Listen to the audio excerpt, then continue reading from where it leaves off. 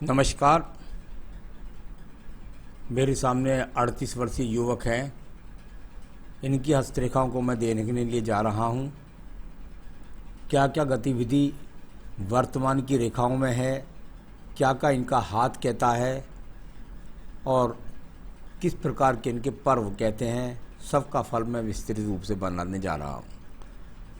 अंत में सब चीज़ों का निचोड़ करके आपके जीवन में जो आपने सवाल पूछे हैं उनके क्या अच्छे स्तर आपको प्राप्त हो सकते हैं, ये मैं आपको बताने वाला हूँ। सबसे पहले बात करूँगा आपकी कनिष्ठा उंगली के बारे में। ज्ञान की उंगली सूर्य की उंगली के प्रथम पर्व तक पहुँच जाए तो व्यक्ति के जीवन के अंदर ये अच्छी उंगली होती है। यानी कि ग्रहण शक्ति का सबसे बेहतरीन जो टावर है वो आपके पास है। बुद्धि है अच्छी, उसका सही उपयोग करें। अपने जीवन में याददाश्त आपकी जीवन के अंतिम समय तक बेहतरीन रहने वाली है और निर्णय शक्ति बिल्कुल सोच समझ करके चलने वाले व्यक्ति हैं और उसके द्वारा अपने जीवन में अपनी उन्नति को प्राप्त करते हैं, ऐसी कनिष्ठा उंगली वाले। प्रथम पर्व मानसिक पर्व। मानसिक पर्व पूरी तरीके से मजबूत, अभी कहीं भी बुद्धि भ्रमित के कोई योग नहीं, किसी तरह के चर्म के योग यहाँ पर नहीं, किसी तरह के एलर्जी के योग यहाँ पर नहीं। सेकंड पर्व, ये पर्व यहाँ पर थोड़ा प्रभावित दिया, इसको बोलते हैं व्यावहारिक पर्व। व्यावहारिक पर्व किस क्षेत्र में? कार्य क्षेत्र में। कार्य क्षेत्र में जब ये व्यावहारिक पर्व पर ये दो रेखा लग जाए तो आप ऐसा कह सकते हैं कि जो आपका कार्य क्षेत्र है उसमें आपके प्रतिनिधित्व में अड़चन डालने वाले व्यक्ति खड़े हैं, जिनकी वजह से आपको थोड़ा टेंशन होती है। बहुत बड़ी बात नहीं कह रहा हूँ, कोई ज़्यादा बड़ी बात नहीं है। ये तो प्रत्येक कार्य क्षेत्र में होता भी है, लेकिन कोई कोई ऐसा व्यक्ति होता है जिसके होती ही नहीं है अड़चन। तो ये वर्तमान में इसके कोई बहुत बड़े इशू लेने की ज़रूरत नहीं है। यहाँ ऐसा भी माना जाता है कि अपने व्यापार या अपने काम के अंदर व्यक्ति का मन नहीं लगता है। तीसरा पर्व धन का पर्व है और धन का पर्व मजबूत नहीं है, यानी उस पर यदि मैं देखता हूँ तो बहुत खड़ी हुई अच्छी रेखा नहीं। यहाँ पर देखिएगा, ये आपकी उंगली सूर्य की उंगली, यश मान सम्मान प्राप्त करने के लिए सूर्य की उंगली को देखा जाता है। अब ये सूर्य की उंगली और बृहस्पति की उंगली दोनों समान हैं, यानी अगर इनको देखता हूँ तो लगभग बृहस्पति की और सूर्य की उंगली लगभग बराबर हैं। जब ऐसा व्यक्ति के जीवन में होता है तो जहाँ आज व्यक्ति खड़ा है इस जगह से व्यक्ति कभी नीचे जीवन में नहीं जाएगा। कभी कभी ऐसा भी देखने में आता है कि ऐसा ही समय पूरी जिंदगी निकल जाएगा, या व्यक्ति जहाँ से भी पैदा हुआ है वहाँ संपन्न स्थितियों से पैदा हुआ, ज्ञान भी मिला, यश भी मिला, सम्मान भी मिला। प्रथम पर्व पर कट का निशान यहाँ अच्छा नहीं है। आपकी सूर्य की उंगली के ऊपर जब प्रथम पर्व पर कट का निशान हो जाता है तो ये अपने आप में बताता है कि कोई गलती जल्दबाजी में, क्रोध में, आवेश में करें तो व्यक्ति नुकसान प्राप्त करेगा, अपने सम्मान में खुद लात मार लेगा। ये वर्तमान की स्थिति है, इससे सावधान होकर के आपको चलना है। तो कुल मिलाकर कभी कभी बीपी का हाई हो जाना, ऐसे व्यक्तियों के एक्सीडेंट छोटे मोटे होते रहना या आंखों पर चश्मा लग जाना, ऐसे संकेत यहाँ पर दिखलाई पड़ते हैं। सूर्य का दूसरा पर्व बहुत ज़्यादा खड़ी रेखा नहीं, कार्य क्षेत्र है, काम करते हैं, बहुत बड़ा सम्मान नहीं है। तीसरा पर्व यदि मैं वहाँ देखता हूँ वहाँ पर बहुत बड़ी खड़ी रेखा नहीं है। कुल मिलाकर अपने कंधों पर चलना चाहते हैं, ज़्यादा किसी पर बोझ नहीं डालना चाहते। तीसरी रेखा शनि की रेखा, और शनि के प्रथम पर्व पर भी वही माइनस रेखा का चिन्ह। ये प्रथम पर्व पर लगा हुआ चिन्ह मुझे अच्छा नहीं लगता। इसका कारण है अपने आप में कोई ना कोई दिमाग के अंदर रोग का आ जाना, दिमाग के अंदर ना आए तो शरीर के अंदर आ जाना, खान पान से संबंधित आ जाना। कोई बहुत बड़े रोग की बात नहीं कर रहा हूँ, लेकिन जो भी आपकी दिनचर्या में कभी कब्ज रहता है, कभी कुछ रहता है, इस तरह का कुछ ना कुछ आपके जीवन में प्रवेश कर चुका है, उसके लिए आपको योगा करना चाहिए या प्राणायाम करना चाहिए। दूसरा पर्व पर कोई कर्ज की रेखा नहीं दिखाई देती। सबसे बड़ी बात है कि धन के अर्ण की रेखा दिखलाई नहीं देती। धन के अन्न की रेखा का मतलब होता है जब यहाँ पर अच्छी खड़ी रेखाएं हों तो आपके जीवन के अंदर धन के आगमन बहुत तेज होता है, धन की बहुत अच्छी स्पीड होती है। सामान्य सा पर्वत, सामान्य सा धन के आगमन आपके जीवन को संपन्न करने वाले। थर्ड पर्व पर देखता हूँ, यहाँ पर भी पर्व सामान्य सा है, यानी परिवार से भी सामान्य सहयोग मिलता है। आइए बात करते हैं आपकी बृहस्पति की उंगली के बारे में। यहाँ पर देखता हूँ तो कोई कोलेस्ट्रॉल शुगर के रोग नहीं, परंतु ये रेखा जब आपके बीच में लगी हो तो बस कह सकते हैं कि भाई जो सूर्य की पर्व पर रेखा था, एक आपकी शनि पर यहाँ रेखा थी, यानी कि क्रोध के कारण, आवेश के कारण, काम के दबाव के कारण थोड़ा सा पत्नी के साथ तू में हो जाती है, बस इतना ही भी, इससे कोई बुरी बात नहीं। संतान रेखाएं बिल्कुल बिल्कुल बढ़िया है, संतान के संबंधित कोई समस्या नहीं है, पूर्ण सहयोग उसका मिलेगा। अब देखिए सबसे बड़ी बात क्या है, मैं कितनी बार बताता हूँ कि भाई देखिए, अगर बुध पर्व है, आपकी यहाँ ड्रॉ नहीं करूँगा मैं रेखाओं को, और बुध पर्व पर अस्त बुध हो, ये अगर आप देखेंगे तो हल्की हल्की ड्रॉनेस वाली रेखाएं हैं आपके हाथ में दोनों तरफ, बिल्कुल ऐसा लगता है। अब ड्रॉ कर देता हूँ कि ये हल्की हल्की रेखाएं, ये निश्चित रूप से, क्योंकि मेरा अनुभव मुझे बताता है, ये निश्चित रूप से आपके जीवन में खड़ी रेखा के रूप में बनेगी। कब बनेगी, कैसे बनेगी? ये धन के जब आगमन तेज हो जाएंगे, जब धन के स्रोत तेज हो जाएंगे, तो यहाँ खड़ी रेखाएं बन जाएगी। उस समय आप सही रूप से अच्छा धन कमा रहे होंगे। तो अभी वर्तमान में धन की स्थिति, जैसा मैंने पहले बोला, ऐसी ही दिखाई पड़ती है, यानी कुल मिलाकर के आया धन, खर्च हो गया धन। तो इस तरह का धन के आगमन वाले स्रोत। बात करता हूँ सूर्य के पर्व के बारे में। अगर मैं सूर्य के पर्व में देखता हूँ तो आपकी ब्लू इंक के अंतर्गत यहाँ पर भी कोई अच्छे, ये देखिए, ये छिटक कर रेखा, इनसे क्या होने वाला है। जब ये छिटक कर की रेखाएं होती हैं, उसमें भी देखें सूर्य पर्व से बुध पर्व की तरफ प्रयास कर रहे हैं, भागदौड़ कर रहे हैं, परंतु धन की स्थिति कितनी मजबूत, ये नज़र नहीं आती। तो इस प्रकार की है, तो यहाँ ये अच्छा संकेत नहीं होता। अच्छे धन के, अच्छे सम्मान के, अच्छे पद प्राप्ति के योग इससे नहीं मिलते। इसके बाद बात करता हूँ मैं आपके यहाँ पर पर्व की, वो है शनि। शनि का पर्व यानी धन का पर्व, और उस पर बेहतरीन खड़ी हुई रेखाएं, ये दो खड़ी रेखा ले लेता हूँ, भाग्य रेखा को बाद में बोलूँगा।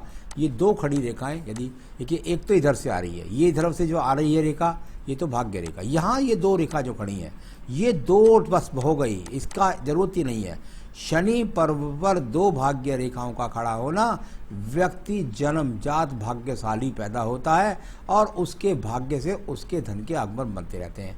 सवाल यह है कि सूर्य पर्व से जो रेखा जा रही है बृहस्पति की तरफ, वो दोनों बीच में जा रही है, यानी वर्तमान में भागदौड़ भी है, मेहनत भी है, और उससे कोई बड़े लोगों से संपर्क भी है, लेकिन उसका कोई बड़ा धन लाभ नहीं है। इस प्रकार से इसका बोला जाता है। अब एक और अस्त पर्वत को देखिए, बृहस्पति का पर्व बिल्कुल अस्त, अगर देखें तो कोई रेखा नहीं है। ये नीचे वाली रेखा है वो आयु रेखा है, जो यहाँ तक इस तरीके से जा रही है, ये आयु रेखा है। इसको छोड़िए, अभी पर्वत को देखिए, पूरे पर्वत पर एक भी खड़ी रेखा नहीं, यानी व्यक्ति के पास पूजा पाठ के लिए समय नहीं होना, व्यक्ति के पास का मन दान पुण्य में नहीं होना, व्यक्ति के पास धन के अच्छे स्रोत नहीं होना, और साथ ही साथ अगर मैं कहूँ तो मन भी नहीं लग रहा है अपने जीवन में, अपनी पत्नी के साथ, बच्चों के साथ अच्छे धन की संपन्नता ना होने के कारण। तो ऐसा कह सकता हूँ बृहस्पति अस्त है, इसको थोड़ा उदय करना होगा। कुछ पूजा पाठ बताऊंगा जिससे बुध पर्वत की रेखा भी बनेगी और इस पर्वत पर भी बनेगी, और आप अपने जीवन में अच्छा संपन्न अपने आप को महसूस करेंगे। चलिए अब बात करते हैं यहाँ पर हम आपकी हृदय रेखा के बारे में। हृदय रेखा, और यदि आपको इसको देखूंगा तो ये जाकर कहाँ खत्म हो गई, केवल और केवल शनि पर्व के नीचे खत्म हो गई, बस आगे गई नहीं। क्या है मन के अंदर, क्या चलता रहता है मन के अंदर? सिर्फ यही चलता रहता है कि धन पर्व के नीचे पहुँच के कैसे धन प्राप्त करूं, कौन सी योजना बनाऊं, कैसे धन की प्राप्ति करूं। ये इस तरीके की यहाँ पर रेखा, यानी कुल मिलाकर के यदि इसमें देखें तो ये अपने आप में वो रेखा है जो बताती है कि आपके जीवन के अंतर्गत आप जो है अशांत हैं धन की प्राप्ति के लिए। कोई बड़े पत्नी से ऐसे इश्यूज नहीं दिखाई देते, कोई बड़े रोग के संकेत दिखाई नहीं देते, बस मन की अशांति ही एकमात्र का रोग लगता है मुझे देखने में। इसमें एक रेखा जब इस प्रकार से आपकी बुद्धि रेखा से निकल करके सीधी चली जाती है तो ये व्यक्ति को कभी कभी बड़ी तेजी के साथ में क्रोध दिला देती है। तो इसका आपको ध्यान रखना है, जिससे पति पत्नी के संबंधों में खराबी आ जाती है। अब बात करता हूँ इसके बाद में आपके मंगल पर्व के बारे में। मंगल पर्व, कर्म पर्व, बहुत ही बढ़िया मजबूत रेखा यहाँ से निकल करके, ये देखिए यहाँ से निकली, ये इसके अंदर रह गई। दूसरी रेखा भी आयु रेखा से बाहर रह गई। मेहनत करते रहते हैं, हिम्मत नहीं हारते हैं। तीसरी रेखा का संबंध आपकी बुद्धि रेखा से है, बुद्धि रेखा को नहीं काट रही, बुद्धि रेखा तक जाकर ये भी समाप्त हो गई। यानी कुल मिलाकर इसके नीचे वाली भी मंगल रेखा आपकी बुद्धि रेखा तक जाकर समाप्त हो गई। मेहनत करते हैं, बुद्धि का उपयोग करते हैं, सब कुछ करते हैं, तो बहुत मेहनती व्यक्ति का हाथ है और उससे अपने कर्म के प्रति विश्वास रखते हैं। तो इस तरह का यहाँ पर ये संकेत अभी वर्तमान की स्थिति से बहुत बढ़िया, मैं इसको कर्मठ व्यक्ति कहूँगा। कोई ऐसा नहीं कि वैसे ही व्यक्ति अपने स्वप्न ज़्यादा देखता, कर्म नहीं करता, तो स्वप्न नहीं देखते, कर्म करने वाले व्यक्ति हैं। यहाँ पर बात करूँगा आपकी बुद्धि रेखा के बारे में। बुद्धि रेखा यदि आप देखेंगे तो आपकी बुद्धि रेखा इधर से राइट का चिन्ह बनाकर चलती है। अगर इधर से आप देखेंगे तो एक राइट का चिन्ह बनाकर चलता है, ये आप देखिएगा इस तरीके से बना के चली और ये आखिर में यहाँ पहुँची। यानी जीवन की ये बुद्धि रेखा आपके जीवन में क्या कह रही है? ये कह रही है बुद्धि रेखा का बिल्कुल एकदम संगम मंगल और चंद्र प्रथम पर्व के बीच में है। आपके जीवन में आप घर से दूर जा कर के ही अपने जीवन की पूरी उम्मीदों को पूरा कर सकते हैं। इस रेखा के द्वारा हम ये भी कह देते हैं कि ऐसे व्यक्तियों को विदेश में ट्राई करनी चाहिए और वहाँ से अगर वो ट्राई करते हैं तो उनको जल्दी सफलता प्राप्त होती है, या अपने घर से कम 2-3 हज़ार किलोमीटर तो अवश्य व्यक्ति जाता है और वहाँ जाकर के व्यक्ति अपनी ऊंचाइयों को प्राप्त करता है। बहुत अच्छी बुद्धि रेखा है। किसी भी प्रकार का कोई यव का चिन्ह नहीं, किसी भी प्रकार का कोई यहाँ पर ऐसा चिन्ह नहीं है जिसके वजह से आप अपने मस्तिष्क की बुद्धि की को विफलता में डाल देंगे, सफलता में डालेंगे। ये ऐसी बुद्धि रेखा है, बहुत सोच समझ कर चलने वाली, राइट का मार्ग देने वाली ये बुद्धि रेखा। द्वितीय मंगल पर्वत बिल्कुल क्लियर, कोई झगड़ा नहीं, कोई झंझट नहीं, कोई कोर्ट नहीं, कोई कचहरी नहीं, कोई मुकदमा नहीं, कुछ भी यहाँ पर नज़र नहीं आता। यानी आपके जीवन के अंदर अगर मैं देखता हूँ तो ये कोई कोर्ट कचहरी मुकदमा जैसी स्थिति यहाँ पर कोई भी नहीं है। चंद्र पर्वत पूरा का पूरा क्लियर। जब इतना क्लियर चंद्र पर्वत हो तो मानसिक डिप्रेशन का सवाल ही पैदा नहीं, कोई मानसिक डिप्रेशन नहीं। पानी में व्यक्ति जाने से घबराता नहीं। सबसे बड़ी बात है गुनगुनाने का शौकीन भी होता है, माता की सेवा भी करता है, और निचला चंद्र पर्वत भी अच्छा है, चरित्र का बहुत बली है। यानी कुल मिलाकर सभी प्रकार से संपन्न चंद्र पर्वत आपका यहाँ पर मौजूद है। अब बात करता हूँ इसके बाद में यहाँ पर मैं आपकी व्यापारिक रेखाओं के बारे में। जहाँ मैंने कहा कि ज्ञान का टावर बहुत अच्छा था, उंगली बहुत अच्छी थी, तो पर्वत एकदम अस्त था। अभी सिर्फ ये बुद्धि रेखा का काम है, बुद्ध रेखा। अगर इनका व्यवसाय का प्रमाण अच्छा होना चाहिए तो ये सीधी जाकर बुद्ध पर्वत तक पहुंचनी चाहिए। बुद्ध पर्वत की रेखाएं भी अभी अस्त है, तो मैं तो अभी व्यवसाय के लिए बिल्कुल भी आपको कोई सलाह नहीं दे सकता। इस प्रकार से ये रेखाएं हैं। इसके बाद बात करता हूं मैं आपकी यहाँ पर भाग्य रेखा के बारे में। भाग्य रेखा और कुल मिलाकर इतनी शानदार रेखा जब व्यक्ति की निकलती है जीवन, यह भाग्य रेखा बिल्कुल मणिबंध के पास से सीधा शनि पर्वत। देखिए मैंने बहुत हादसे देखा है कि ऐसे व्यक्ति अपने जीवन में एक ही काम से पूरा जीवन बिता देते हैं। यानी नौकरी करे तो उसमें कोई फेरबदल ना आए, उसी की वही लाइन रहे, उसमें ही तरक्की उन्नति करती, सब कुछ सारी चीज़ें प्राप्त कर लेते हैं, उसकी ऊंचाइयों को प्राप्त कर लेते हैं और उसमें बिल्कुल अपना एक झंडा गाड़ करके ही खत्म होते हैं। यानी कुल मिलाकर एक रेखा का एक बार तो फल हुआ। दूसरा फल ये हुआ परिवार से ही संपन्न है, परिवार का पूरा सहयोग है। और तीसरा फल ये होता है कि यदि आपके परिवार में कोई व्यवसाय चल रहा है, उस व्यवसाय पर ही आप बैठे और उसी व्यवसाय को करते हुए आपने उन्हें पूरी जिंदगी संपन्न की और संपन्नता के साथ पूरी की। तो कुल मिलाकर ये बहुत अच्छी रेखा आपके पास प्रमाणिक तौर पर मौजूद है। कहीं से भी कभी भी आपके जीवन में आपको अभी तक हाथ नहीं फैलाना पड़ा होगा, और आगे भी मुझे राहु रेखा को ज़्यादा प्रभाव दिखाई नहीं देता। तो आगे भी आपके जीवन में जहाँ पर कहीं किसी के आगे आपको हाथ नहीं पसारना पड़ेगा, अपने जीवन की आवश्यकताओं को स्वयं पूरा करके सफलता को प्राप्त करेंगे। चलिए अब मैं बात करूंगा यहाँ पर आपके शुक्र पर्व के बारे में। संसाधनों का अच्छा शुक्र पर्व, और यहाँ पर किसी भी प्रकार से चरित्र से खराबी के कोई योग नहीं। अपने आप में जीवन की आवश्यकताएं सारी सब तरीके से परिपूर्ण है आपके पास में। बहुत ज़्यादा लग्जीरियस जीवन यहाँ से इसलिए दिखाई देता कि यहाँ से निकलने वाली रेखाओं का संबंध किसी और पर्वत से नहीं बना, यानी पत्नी से कोई बड़ा सहयोग नहीं, कोई ऐसा नहीं कह सकता। हाँ, परिवार से ज़मीन भूमि मकान मिलेगा आपको, लेकिन ऐसा नहीं दिखाई देता कि किसी प्रकार से बहुत ज़्यादा लग्जीरियस जीवन है। तो ये सब चीज़ें यहाँ पर अभी इसको मैं खराब नहीं कह सकता। आइए बात करता हूँ आयु रेखा की। आपकी आयु रेखा का पर्व उदय जो हुआ है वो बृहस्पति पर्व से हुआ है। मैंने हमेशा कहा जब जब आयु रेखा बृहस्पति पर्व तक किसी की पहुँच जाए और मणिबंध से चले तो इसको तो 90+ कहते हैं। यहाँ पर ये बहुत अच्छा आपके लिए चिन्ह है जो बता रहा है कि आपकी आयु 90+ है। आयु की कोई चिंता नहीं, रोग कहीं मुझे दिखाई दिया नहीं। थोड़ा सा केतु पर्व से ऊपर ये चिन्ह जो है किसी काइट के चिन्ह को बनाने का प्रयास कर रहा है। अभी यहाँ देखेंगे तो काइट का सा चिन्ह आपको लगेगा। ये मछली का चिन्ह नहीं है, ये काइट का चिन्ह। काइट में और मछली में फ़र्क होता है। तो ये काइट का सा चिन्ह यहाँ है। अभी पूरी तरह से कोई स्वतंत्र नहीं है।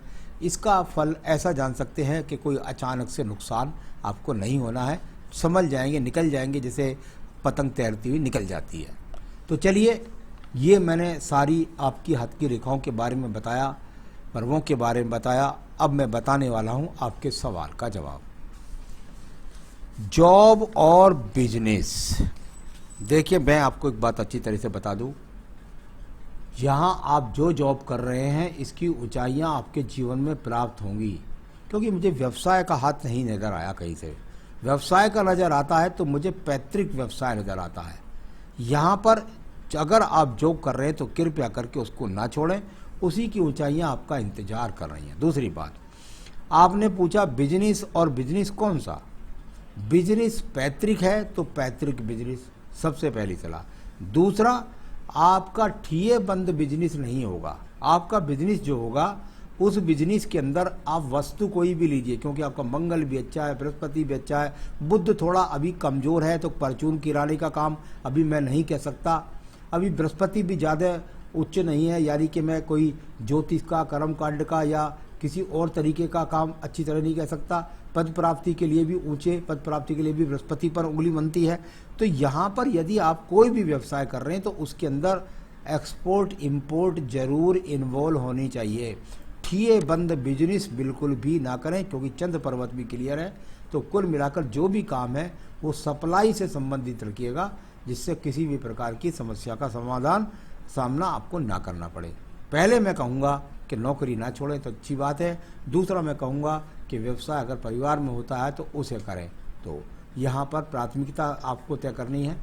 कुल मिलाकर ये एक्स का चिन्ह है। थोड़ा सा पति पत्नी के बीच में तनाव हुआ, एक दूसरे से मुंह फेर कर सोए और फिर सुबह को उठ के अपने जीवन शैली को चलाने लगे, तो ये कोई तलाक की बात नहीं होती। आपका तीसरा सवाल है मुझसे, मकान प्रॉपर्टी कब? जब आप मुझसे बात कर रहे हैं वहाँ 38 से देखता हूँ तो लगभग मुझे 43 वर्ष तक कोई ऐसी रेखा दिखलाई नहीं देती कि जिसके द्वारा मैं आपका 5 वर्ष तक मकान बनने का योग आपको बता सकूँ। मुझे बहुत संभावना है कि ऐसा अगर हुआ, अभी मैं उतना आगे तक नहीं बोल रहा हूँ, तो ये शायद 50 में 49वें वर्ष के आसपास होगा। वहाँ मुझे कुछ संभावना नज़र आती है, लेकिन अभी 5 साल मुझे कोई मकान प्रॉपर्टी के योग दिखाई नहीं देते। फ्यूचर या हो सकता है जो मकान प्रॉपर्टी ले रहे हैं वो पत्नी के नाम से ले रहे हो, इसलिए नज़र नहीं आ रहा हो। चलिए, फ्यूचर कैसा है, कैरियर कैसा है? बेहतरीन कैरियर, फ्यूचर बेहतरीन, कभी किसी के आगे हाथ नहीं फैलाना पड़े, शानदार रेखाएं। तो अपने जीवन में और ज़्यादा तरक्की प्राप्त करने के लिए 2 बात मुझे ज़रूर दिखाई दी। देखिए, बुध पर्वत अगर अच्छा नहीं होता तो व्यक्ति के पास धन के अच्छे आगमन नहीं होते। बृहस्पति पर्व यदि अस्त होता है तो वो भी अपने आप में व्यक्ति के जीवन में जो बताता है वो बताता है कि भाई ये दोनों जब तक उदय ना हो तब तक आपके जीवन में आप अपने आप से संतुष्ट ना हो और धन के आवेग का अपने आप में आवेग तेज नहीं बनेगा। तो क्या क्या करें? देखिए, बुद्ध के लिए तो संकट नाशन गणेश स्रोत का पाठ करें। संकट नाशन गणेश स्रोत, ये आप पढ़ें। दूसरा, बृहस्पति के लिए एक बेहतरीन सा पुखराज, जल्द से जल्द आपको श्रीलंकन पुखराज पहनना है इस उंगली के अंदर। आपको मिल जाए तो ठीक है, नहीं तो आप मुझसे संपर्क कीजिए, मैं आपको ऑनलाइन दिखा सकता हूँ, आपके स्थान पर पहुँचाऊँगा। बृहस्पति अस्त हो रहे हैं, बृहस्पति अस्त होते हैं तो धन की वर्षा तेजी के साथ नहीं होती, साथ ही साथ मन में, घर में मन नहीं लगता है, पत्नी के साथ मन नहीं लगता है, मन संकित रहता है। कुल मिलाकर बृहस्पति को उदय करना है तो इसके लिए आपको पुखराज धारण करना चाहिए। पूजा के अंदर जो पूजा आप करते हैं उसे करते रहिए, कोई प्रॉब्लम नहीं है। और इसके अलावा आप सूर्य को अर्घ्य दे सकते हैं, प्रतिदिन सूर्य को अर्घ्य दे सकते हैं। तो बस इसमें कोई ज़्यादा बड़ी बात नहीं है, हाथ के अंदर कोई ज़्यादा इशू नहीं है। अपने आप को बस किसी भी तरीके से विचलित ना करें और बिल्कुल संपन्नता से, सहजता से काम करते रहें। नमस्कार।